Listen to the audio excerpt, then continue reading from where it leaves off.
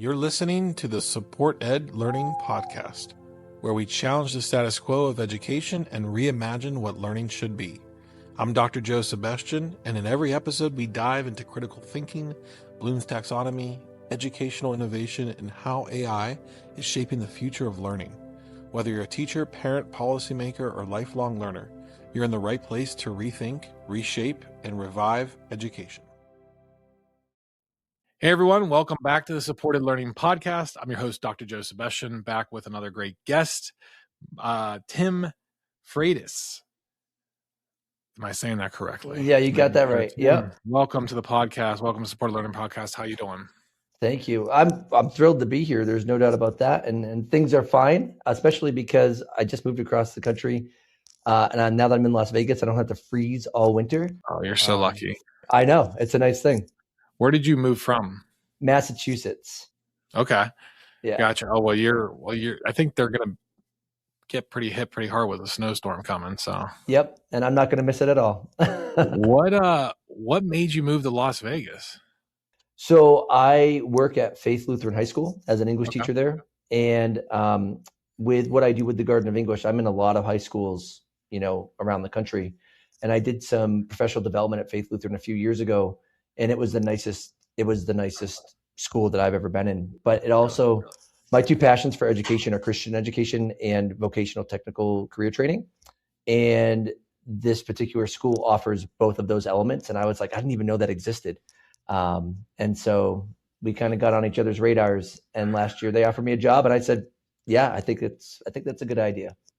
So you're native born Massachusetts, right? Oh, born and raised. I kid you not. I actually sold the house that I grew up in, that my dad grew up in, that his mom grew up in, to move out here. Yeah.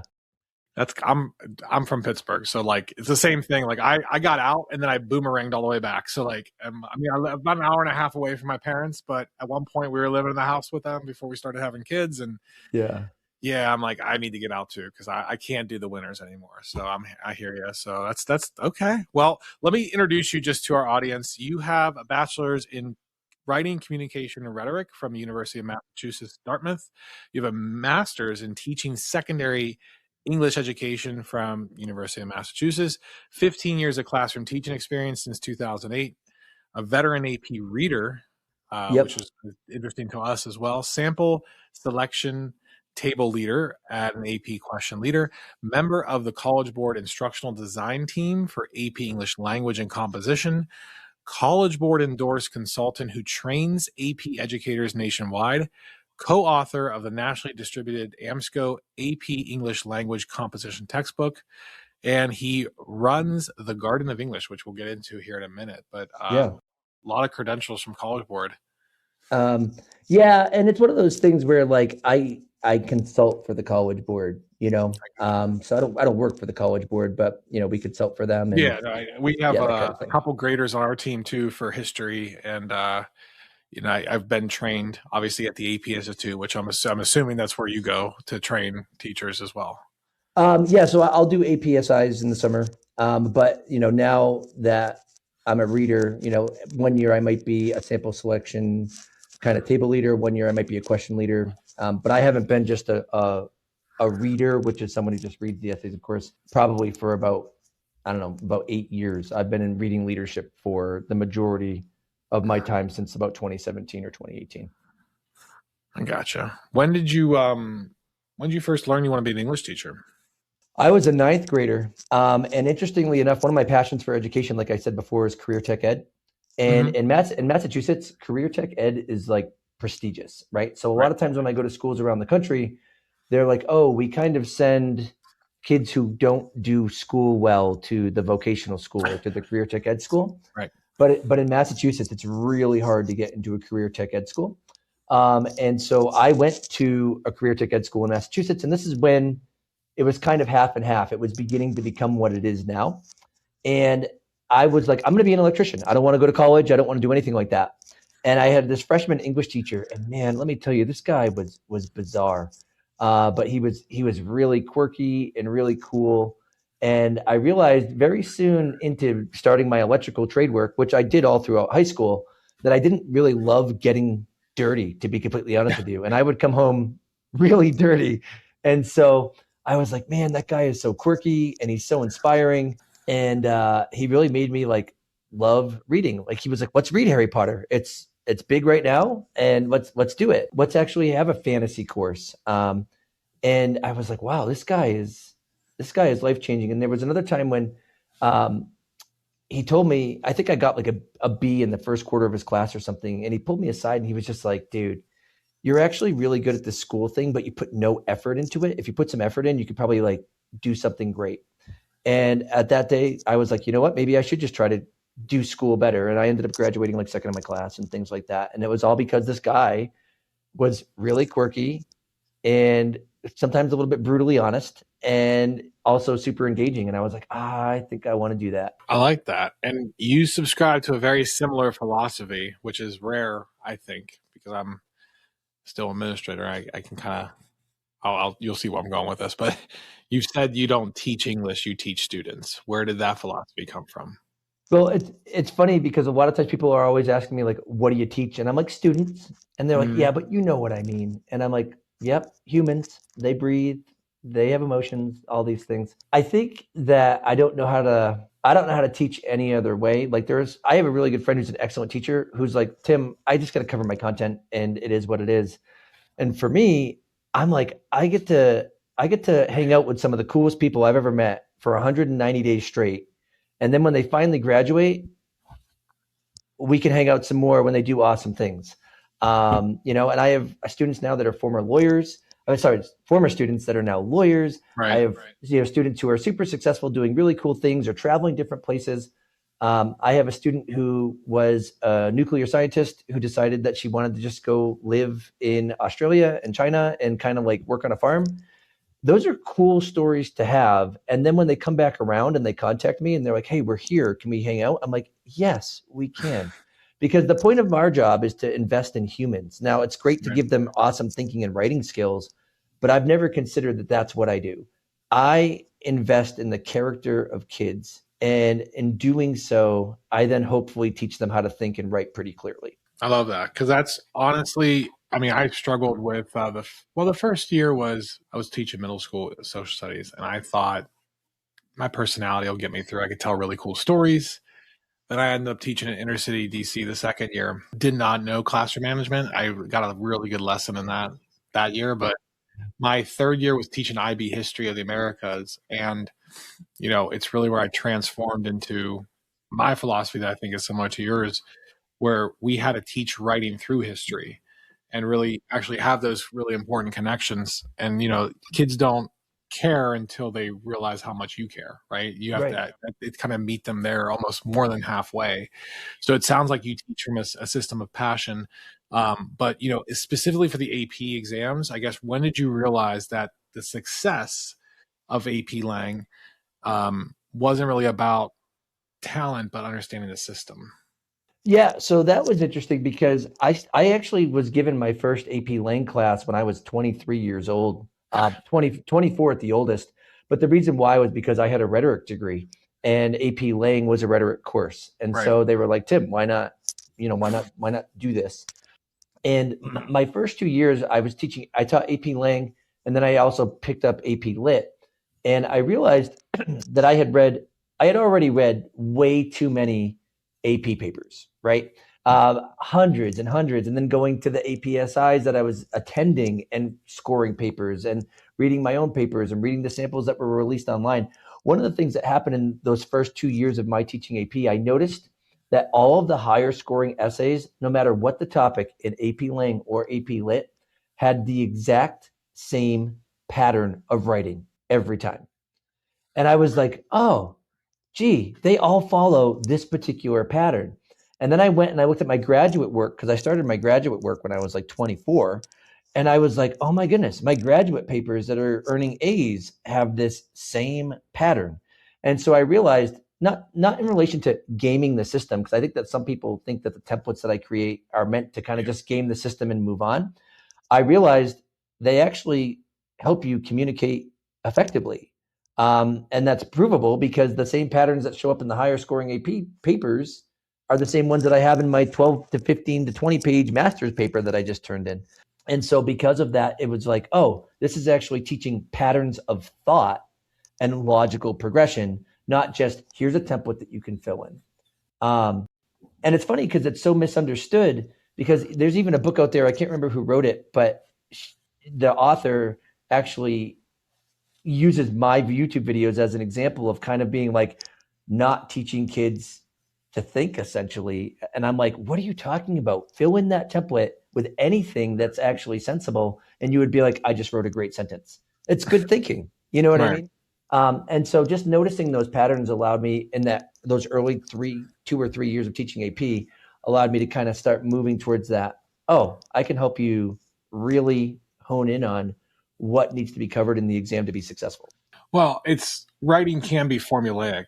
And Yeah. if you know the good structures of writing, because we used to, our acronym was APEC, assertion, proof, explanation, connection. Every body paragraph should have all 4 of those elements to match, to get the points on the rubric for the IB rubric. Yeah. But I carry that over into how I taught AP history, and it works with the DBQ, the LEQ. And so,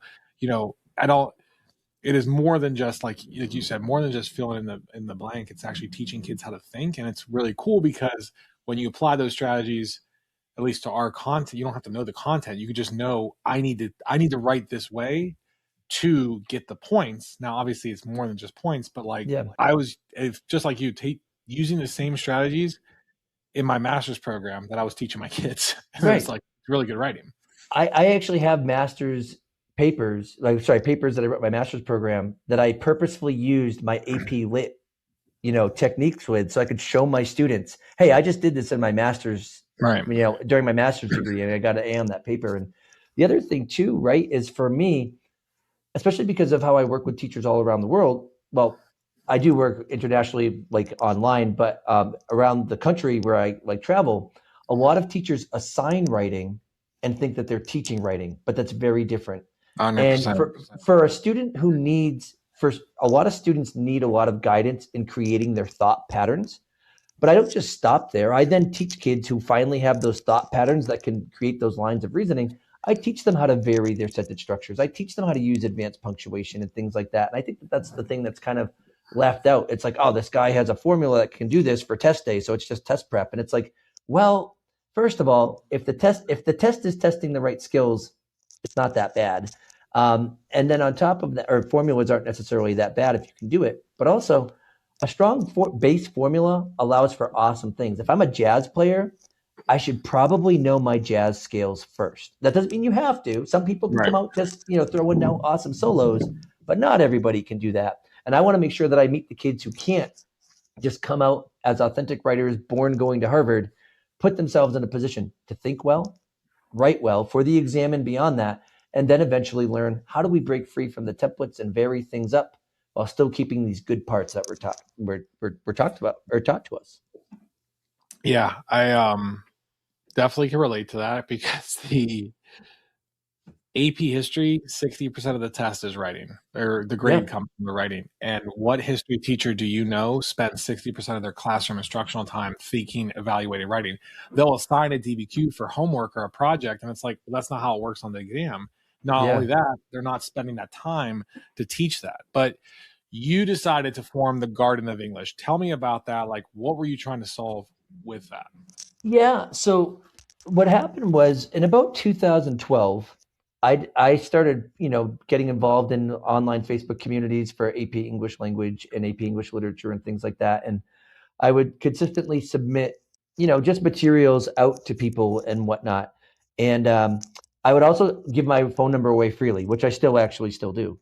That was superfluous. Forgive me. But I still do. I give my cell phone number out all the time. And I have no problem having a phone call with anybody about anything English. It doesn't bother me. Particularly teachers, of course. I don't just give my phone number out to students or anything like that. But nonetheless, what ended up happening was, one week, my wife was actually said to me, she said, Tim, you've answered the same question this week 5 different times in 5 different phone calls. And she said to me, don't you think it would be more appropriate to just start a YouTube channel and take these questions that you're getting consistently and just making videos about it? So you can just say, here's a link, you can get your answer here. Here's a link, you can get your answer here. So my wife was really the kind of impetus for me doing this, because she just didn't want me to be on the phone as much as I was. It didn't help because it turned into a business that I now have to be on the phone a little bit more, Yeah, right. But nonetheless, that was kind of the start of the Garden of English as a entity when I started doing YouTube. But then it came into people really wanted to have well-produced videos. People wanted to have more test prep if they could, or more test prep materials. And I just have so many of these things that I was like, you know what, maybe it is time to kind of put this together and also offer professional development if I can. So I started offering professional development, and then the rest kind of comes from there. And then when you can run good PD, I mean, you're an administrator, you know how much PD actually out there is not good, right? Yeah, And right, and they charge an arm and a leg. Well, right. fortunately for me with the Garden of English, I have like 3 to 5 consultants that regularly work for me, 2 that are like the first 2 people that I call. But we promise that we will be the best English PD for your English department ever. And if you don't believe that, then we'll give you all your money back. So we'll say, here's our bill. But if your teachers do not say that it's the best PD they've ever had, or if they feel like they were not given something of value, then I'll pay my people, or and then I'll just give you your money back, because we really stand by what we do. That's awesome. Have you had to give any money back? Never once. Nope. That's amazing. No, I've been doing this. The Garden of English has been what it is for 5 years. And I actually got a call from a administrator 2 years ago in Washington, and he was like, just wanted to let you know, I just went to an administrator conference, and I told every single curriculum coordinator, if you're not working with the Garden of English, you're just not doing it right. And I wasn't even the one that went up there. So I don't want anybody to think that I'm like some pretentious jerk or whatever. Right. I sent another one of my colleagues up there, and just absolutely glowing reviews. And then the next year I sent my other colleague up there, same exact thing. How valuable could this be? And that's why we stand by what we do, because we also offer the lowest prices for PD as well. And as you know, as an administrator, you want to get good PD. And so now that's what we do. We're just really small, Right. Yeah. No, I like that. So kind of shifting into like the AI landscape, because when ChatGPT came out, I think maybe 2 years ago, boy, the students were all over writing their essays with it. But how do you see it changing how students approach writing? Yeah, so I'll tell you how I see it in my classroom. In my classroom, I don't allow almost any technology. And that's not because I don't think that they're going to not go into a world with technology. And it's not that I don't think they're going to go into a world with AI. But the truth is that writing is thinking on paper. And I need to teach kids how to think. And the only way that I can really hold them accountable for wrestling with their thoughts is by getting them to write by hand. So one of the things that I've seen in my classroom over the past few years is kids who have been able to potentially get away with AIing part of their work or all of their work, or doing the AI thing and then trying to change it up enough so it doesn't sound like AI. It doesn't fly in my classroom. And the reason why I do it that way is because analog skills translate directly to the digital world, but digital skills do not translate directly to the analog world. And so, for example, right, I make my students write everything by hand. I can have kids that can type fluidly and think fluidly here, and then when they go to write, they can't do either of those things. And I'm like, at some point, your computer and your phone will turn off. You don't know why. Maybe you're out of battery. Maybe you need to communicate with somebody. Maybe you need to whatever. And so those are the kind of things that I force kids to do. I'm like, look, you might not like it, but I'm going to make sure that you are accountable for your actual own thoughts, and you're not actually using the digital world to create those there. I'm not scared of AI in relation to how it can help adults be more productive at times, but I will tell you that I am scared with how kids are so willing to outsource their thinking to AI platforms or any type of electronic help. And I really kind of wish that our culture took our AI book from the Jetsons, because AI and the Jetsons did their laundry, cooked their food, cleaned their dishes, and the humans could still be humans. They could write, they could think, they could create, they could do art. And instead, we're kind of like, here, we'll let the AI write for you. We'll let the AI create all the art, and then we'll just turn you into little minions who go work at a factory or something like that, And And I'm like, I think the Jetsons had it right. I was just having that thought in school as well of how we're just outsourcing critical thinking now with Yeah. ChatGPT. We just accept the answer as our truth. But I really like when you say about putting pen to paper, because we are writing argumentative based essays, and I get a lot of kids that come into our program, or the parents, like they're a good writer. And I'm like, probably a narrative based writer, maybe persuasive based. I doubt argumentative based, because there is a formula, like we mentioned, having that evidence and analysis there. But I realized, like, when kids would debate orally, they can get their points across, but when it comes to that pen and paper, you're so true about that. The analog style, they are not arguing the same way they would if they did orally, and just allowing for those kids to do it. I love your thought process on pen and paper, because I agree with you 100%. It's one of those things where the last 2 schools that I've interviewed at, I've been asked, what do you want kids to learn about technology in your classroom? And I've said what to do when it turns off, because that's when we're actually human. And if you think about the first question you asked me or the first thing you brought up when you were like, tell me about this idea of you teach students, you teach humans, right? I want the humans to be human in my classroom. And if that means they have to make mistakes, they are welcome to make mistakes. If that means that I have to read their hieroglyphics, I have inner Sanskrit up here somewhere, and that's okay, because that's part of what makes us human. And the idea of everything needing to be more efficient and whatnot, life is messy, thinking is messy, and being human and growing together is not this efficient process. It takes a lot of trial and a lot of error. And just doing things fluidly on a computer that squiggles things for you when you mess up is not the trial and error that I need. In fact, it's distracting. They can't even get through their whole thought because they realize that there's a red squiggly line there and they want to spell the word correctly, or at least right click to get that red squiggly line gone. And then their thought's entirely gone. And I'm like, no, I needed your whole thought out there. Then we can fix it, things like that. Ironically, my iPad died with my questions on it. So now I'm like, beautiful. But, what to do when it turns off, right? What to do is just go get another device. So it'll just charge it back up. So, okay. So you're actively a grader for College Board, lead table reader. And I guess, but we just talked about it, right? The College Board, they're going digital. AP exams are going digital. And what do you see where it's heading in terms of how they're redesigning assessments today? How do you think AI is going to factor in potentially to grading?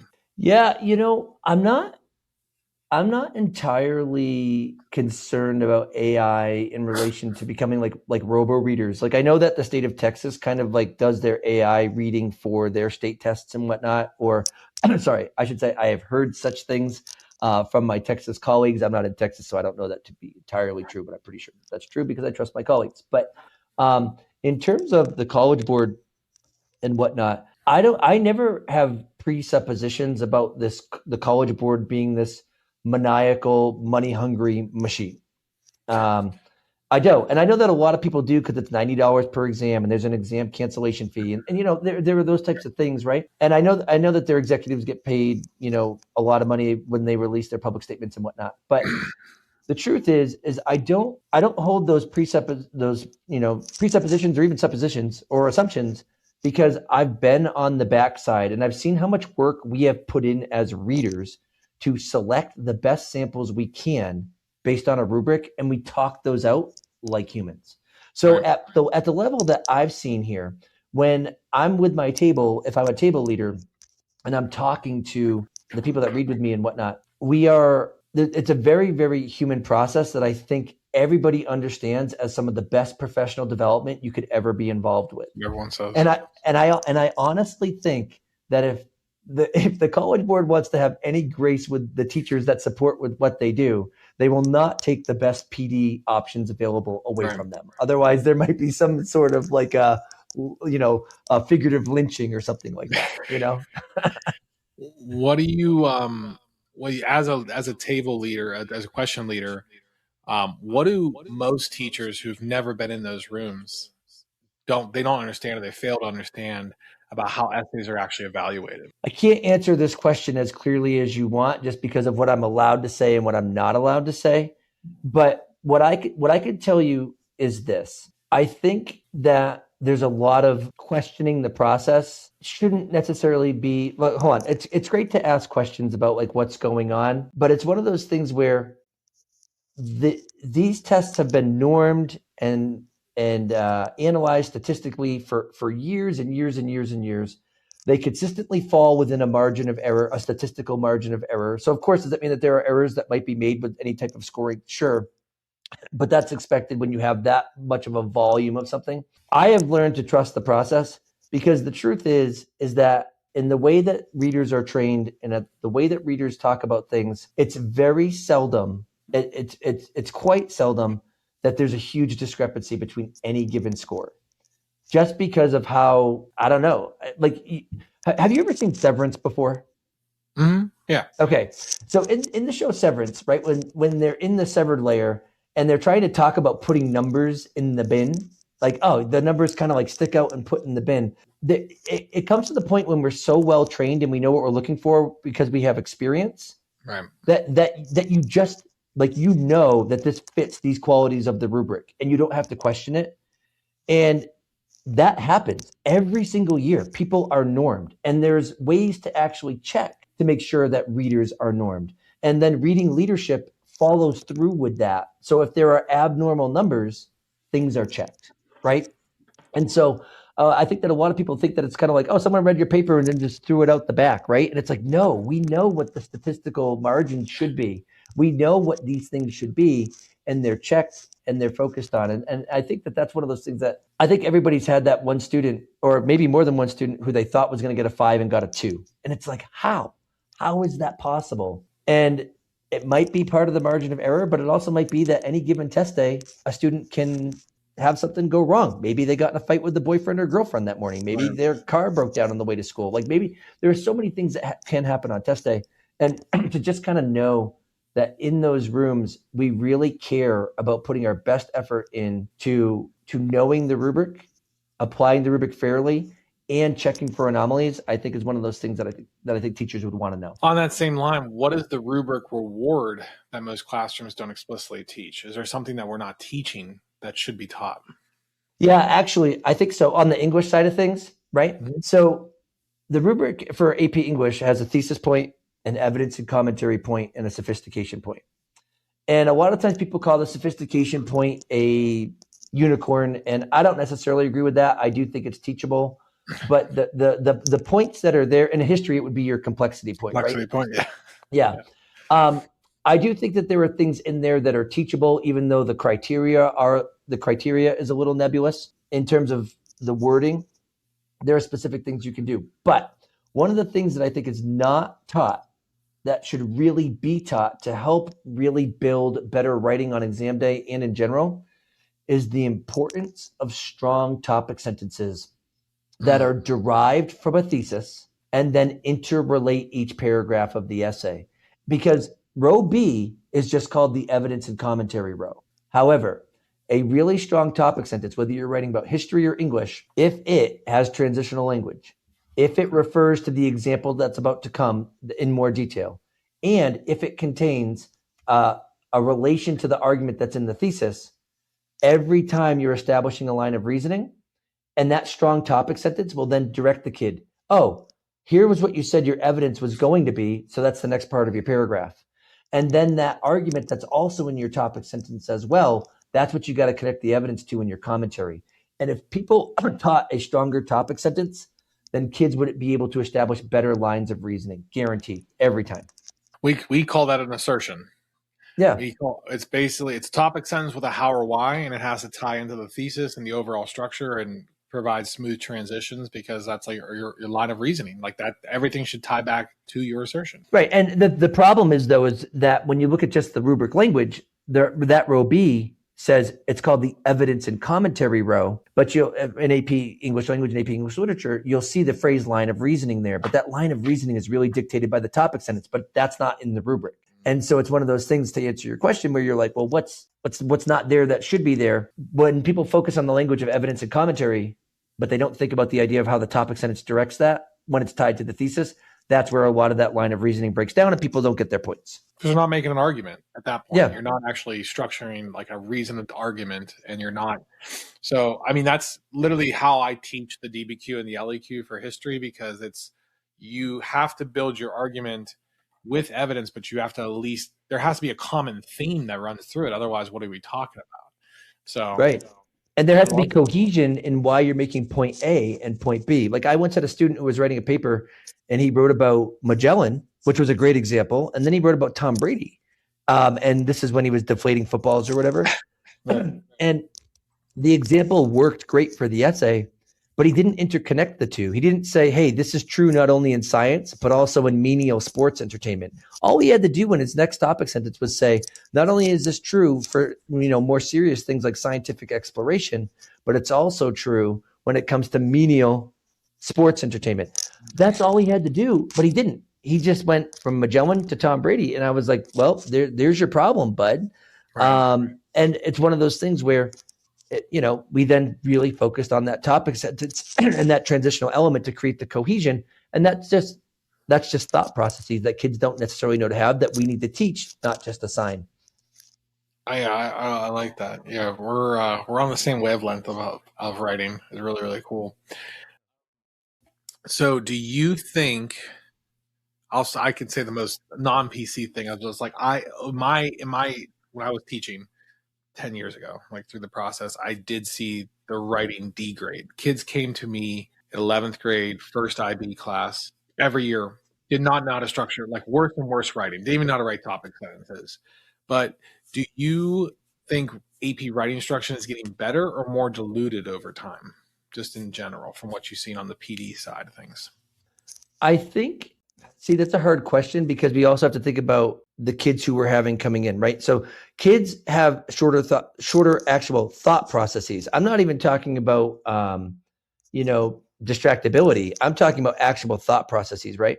So I think that writing instruction, especially on the AP side, is consistently becoming more deliberate. It used to be in the early 2000s, right, that the kids that were taking your AP class already knew how to write, and chances are they've been good writers since third grade. And it's kind of like this intuitive something, right? Now that there's this AP for All initiative, which really started picking up speed, probably in my mind, I started really noticing it in like 2010, let's say, where it was like, hey, let's actually try to tear down a lot of these gatekeepers. We now had to scaffold writing a little bit more. So I think that writing became less assigned and more intentional, but we also had an entire group of teachers who were used to assigning writing as opposed to teaching writing. So now I think we're finally moving towards the end where we have a lot of teachers who are ready to start teaching writing to these kids that are in AP classes. But we now have a demographic who has more choppy thought processes than they did in 2000. So it's one of those things where now that the teaching is getting better, I'm not saying the students are worse. I'm saying the students are different in their ability to process their own thoughts. And so now if we had the same kids that were taking this test in 2000 with the actual scaffolded writing instruction that we really focus on, that I do think is getting better, I mean, I really think that the kids that were already born going to Harvard would be like, oh, we're going to go to Harvard and we're going to make a new one on the moon, and what they're able to do. So the question that you asked is a little bit complex, because I do think writing is getting better. The instruction of writing is getting better, but we have to use that scaffolded instruction to do more remediation than in the past for kids who are actually still intelligent. But just not as fluid with their ability to communicate their intelligence as they apply their arguments or their analyses or things like that. I love that. Yeah, that's good observation.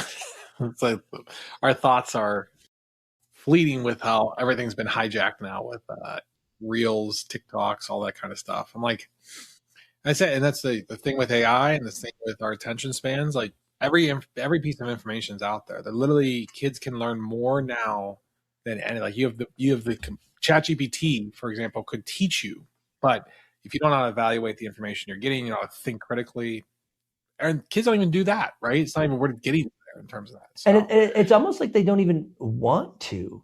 And that's the part that I think is the scariest for me when I have a student who's like, I just don't want to do that. And I'm like, well, what do you want to do? And I once had a student say, just scroll on my phone. And I'm Yeah, like, yeah, doom but scroll. do you realize that you're not going to be able to just scroll on your phone for your job? Like, that's not like to be a productive member of society. And at some point, like, I think about, I think it was Booker T. Washington who wrote about labor as being part of like humans' divine purpose, right? He, Right. he had that piece where he was like, put down your buckets where you are, and and kind of dig in. And unfortunately, I don't think that the majority of students realize, oh, wait a second, if I put the labor in now, it'll actually allow me to do the kind of more leisurely things that I want to do later on in life when I'm an adult.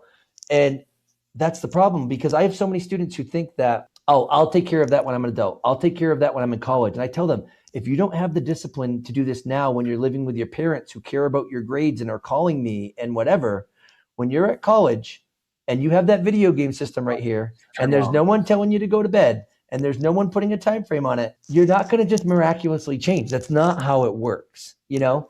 Yeah. Same thing with critical thinking. And so these are the concerns that I see with my students, and I try to articulate to them. And one of the ways that I deal with that is I say, we're going to read almost everything in class, and we're going to write everything in class, and I'm going to make sure that you're not on a computer while you're doing it. And then they don't love it at first, but it's funny because last year I had a student who was a senior for me, and she asked me if she could handwrite her major like 8 to 15 page paper. And I was like, you want to handwrite that whole thing? She said, absolutely. I really don't want to do it any other way. And I was like, I'm in. I am in. So if she asked me to do it like tablets, like Moses style, I would have let her do that too. The chisel and the stone, you know? There you go. Take a little longer. Yeah. Before we get into rapid fire here to wrap this up, I will I'll leave you with this, something that my accountability coach when I was building my business gave me, and that's always stuck with me too. And kind of like when you're caught into this, I think it's something you could pass on to your students or anyone, is that really you're either creating or you're consuming, right? We're either creating something, we're building towards something, which is it's what we're all humans are put on the planet for, to create something, Yeah. or we're engaged in consumption. And I think our youth right now are way that, and not that consumption is always bad, right? We can still consume and enjoy, but everything in moderation. And I think that lever is way over on the consumption rather than actual creation. And so building critical thinkers is something I'm very passionate about too. So it sounds like you are as well. Well, I actually told my students this year, I said, look, you are purposely by culture, right? I said, you are purposely, we were reading, actually, sorry, but let me preface this. We were reading The Pedestrian by Ray Bradbury, which is what inspired Fahrenheit 451, which is very much about consumer culture and whatnot.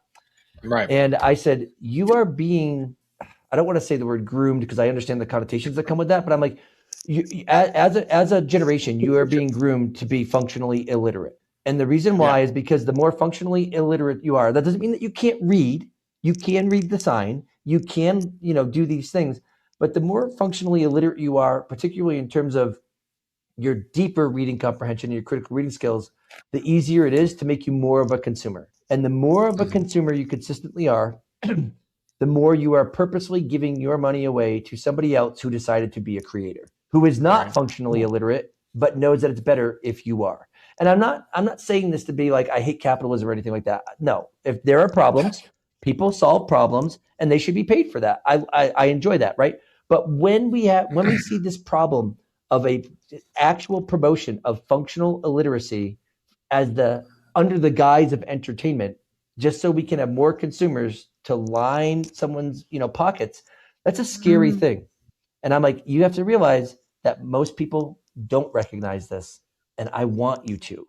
And that's why we have Fahrenheit 451 and 1984 and Brave New World. Unfortunately, those books were supposed to be warnings, but it seems as though culture is using them as guidebooks. And that's the part that's scariest to me. Well, it's why we can have Congress could have the lowest approval rating of any branch of government, but yet almost all of them retain their seats. Yeah. There's other structural systematic issues there, but it's why we, power kind of begets power. Like we want to stay in power and blaming someone else, causing something else to happen, giving someone else a reason distraction of just consume, and not, if a nation of critical thinkers is really dangerous. Yeah. Right. And for people in power, that is like that that might challenge the status quo. So it's great talking to you. I want to end with a rapid fire and then allow you to promo some stuff as well if you're game for that. I'd love to. All right, Tim, just first thing that comes to mind, no explanation necessary unless you want to. Got it. So rapid fire round. So most overrated writing advice. Make kids write more. And I'm going to give an explanation. I hope you don't mind. And the reason why is because if kids are writing really crappy stuff and they just consistently write really crappy, nothing's getting fixed. Yeah. I got you. One thing students overthink in their AP essays. The sophistication point, because that's only worth 1 point. And they can get 5 points by having a good thesis and strong evidence and commentary. And so that one other point actually is statistically not even, it doesn't even factor into getting a 4 or 5 for almost every person that scores 1. Yes, I said that. I said I love LEQ and BBQ. I'm like, get 5 points before you go for the 6. That's right. Like, yep. Make sure you have all the 5 elements. So one thing they underthink. The importance of using the word because in their commentary. Because so most of the time kids project their commentary as fact, right? And they basically say, so it's obvious that this is the case. It's not obvious. You put the word because at the end of that sentence, and that will force them to try to understand the assumptions that they bring to the table to articulate their inference. Or any cause and effect language, because, since, consequently, due to the fact that, so that, therefore, anything like that. Best place to earn easy points on the AP Lang exam. The thesis point is low-hanging fruit. I once heard it described that it hangs so low that sometimes it grows on the ground and it's actually moldy. The easiest points to earn are there. And then if you can even just produce a summary of evidence, you'll get at least 1 point in Roby. Oh, one other one, synthesis essay in particular. Make sure that you cite at least 3 sources to get above a 1 on Roby, because they're up to 4 points. And you can't get a 2, 3, or 4 unless there are 3 sources that are cited, and kids sometimes overlook that. Nice. Yeah. Nice. And then one sentence every AP student should hear in August or September when they're starting their journey. Good writing is rewriting, and good writing is precision writing. So that's 2. Love it. That's good. Okay, cool. Well, Tim, I appreciate it. I know you just moved across the country. You're starting new school. You got all kinds of things going on, and it's almost the start of AP season. So I appreciate you carving out a little bit of time to make time for this podcast. If people are interested in learning more about what you do and want to find you, can you share anything with our audience of where to find you? Yeah. So can I actually tell you what I have that could probably service them too, or no? Yeah, no problem. Go ahead. So you can go to thegardenofenglish.com. That's much more teacher-based, though. There is stuff that students can access there as well. But that's much more hey, how do you contact us for professional development? Or I have a files and resources page where almost all of the resources are free. Not all of them, but almost all of them. If you want to look for a lot of free resources that I have YouTube videos for AP Lit and AP Lang. I have playlists on both of those for how to write each type of essay and each part of every type of essay. And honestly, if you watch a playlist, it goes all the way from how to break down a prompt, how to write a thesis, how to write topic sentences, how to write evidence, how to write commentary, how to write conclusions for every type of essay there. So YouTube is a great place to find Garden of English stuff. And I ask that people just tell their friends, because AP Lang is the largest AP exam, right? But we have 32,000 subscribers. And I go over to my dear friend Heimler, who's got 1 million subscribers in the AP histories. And I'm like, the AP histories aren't as big as AP Lang. How come I can't get a couple of those subscribers here? Come on, everyone likes social studies more than English. I know, honestly, right? No, it's true. And actually, for us, our content are our skills, and I understand that. It's not one of those things where I can say I know that this is what's going on. Compliment each other. I think it's the 4. So we're the 5 biggest, right? So it's Lang, US, World. Is Lit still up there? I think Lit has actually moved to 5 or 6. Because I think bio jumped in. Bio's gone up. Yeah. Psych is getting up there too. Yeah. More and more kids are taking psych. So Sure.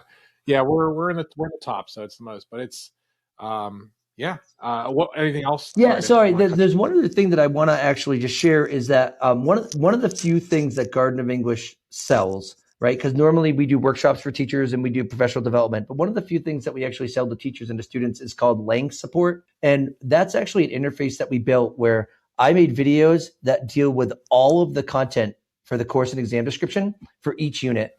And then there are 20 multiple choice questions to practice with. There are 2 practice exams that you can actually take and self-score and self-evaluate with. I had students write samples and I put scoring commentary in there so you know exactly why these essays score what they are.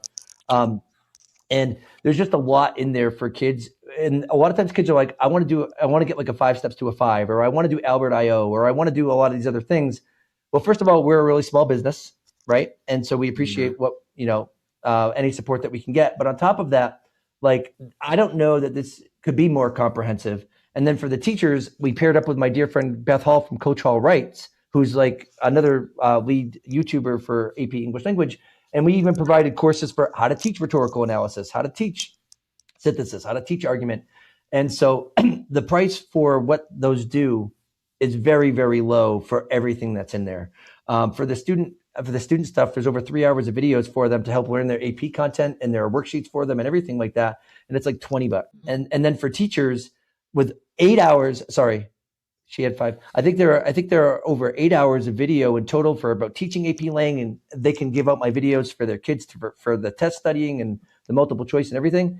It's like $125 a year, or they could buy it outright for $300. Or they could buy it outright for $350, and then they never have to pay again.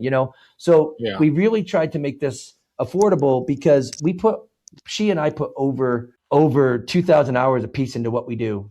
And it's one of those things where it's like, we can't give it away for free, but we can try to give it away for something that I think is of a significant value. And, as an administrator, when you're buying educational resources, a lot of times that price gets jacked up, and that's just not how we roll. We serve teachers, we serve students. That's what we do.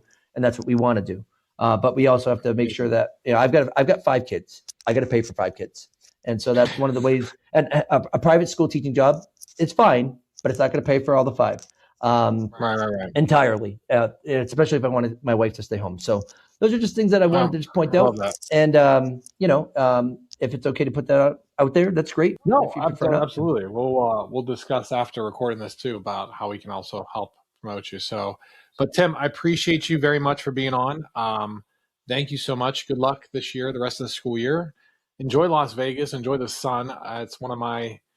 I got married. I got eloped in Vegas with my wife. We have 3 kids, but yeah, absolutely. So enjoy it, because I'm very envious of the vitamin D you're getting where I'm. So. All right. Thank you so much. Thank you all for joining us on another episode. We'll see you next time. Thanks for joining us on the Supported Learning Podcast. If today's conversation inspired you, challenged you, or sparked a new perspective, be sure to subscribe and share with a fellow changemaker. We'll be back soon with more voices, more insight, and more ways to elevate the future of learning together. Until then, keep learning and keep pushing the conversation forward.